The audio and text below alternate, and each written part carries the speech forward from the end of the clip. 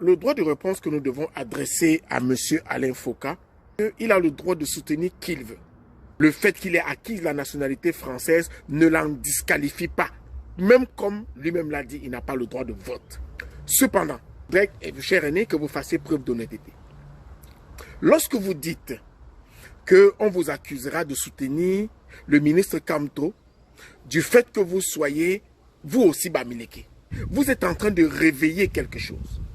Vous soutenez une absurdité, vous insultez les intellectuels camerounais qui discutent d'une thématique d'actualité posée par le professeur Maurice Kamto, à savoir sa possible candidature avec le MRC à l'élection présidentielle.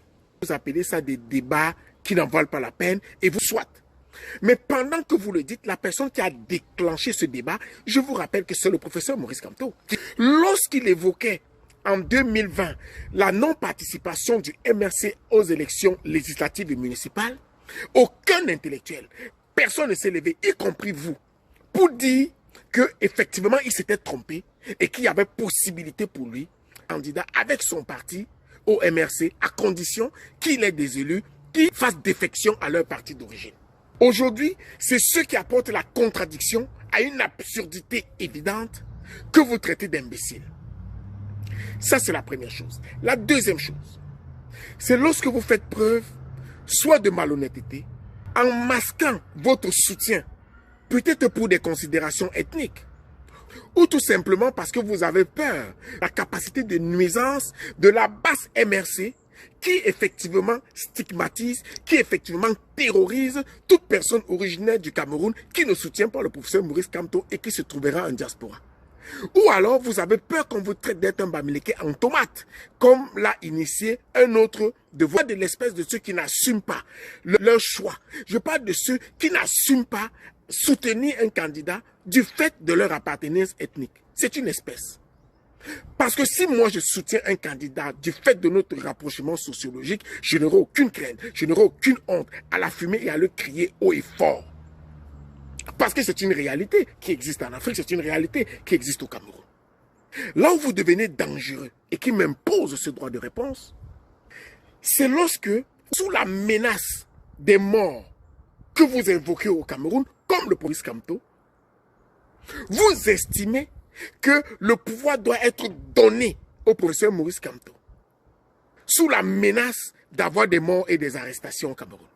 Monsieur Alain Foka, je ne peux pas faire insulte à votre culture, à votre intelligence, à votre expérience en matière de politique africaine.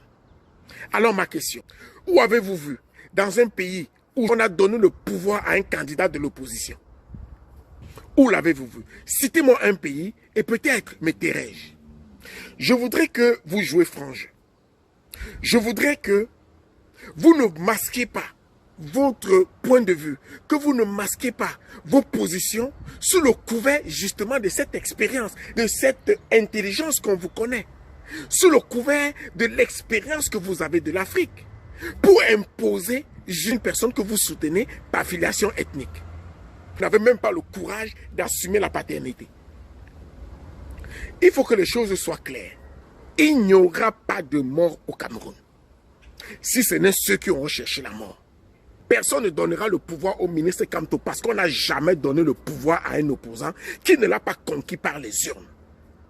Vous ne pouvez pas, fort de l'expérience qu'on vous concède, fort de la maîtrise de la politique africaine qu'on vous concède, demander qu'on donne le pouvoir à un individu qui a délibérément choisi de mettre dans une posture qui met en danger sa possible candidature à l'élection présidentielle, qui refuse de travailler sur les différents autres moyens qu'il aurait d'être candidat, mais qui s'acharne une disposition dont il est conscient de la violation pour l'avoir lui-même dit, pour l'avoir lui-même exprimé, pour l'avoir lui-même personnalisé en disant qu'il était pleinement conscient, il est conscient de sa compétence, il est conscient de sa qualité de président, il est conscient de sa qualité de possible candidat à l'élection présidentielle.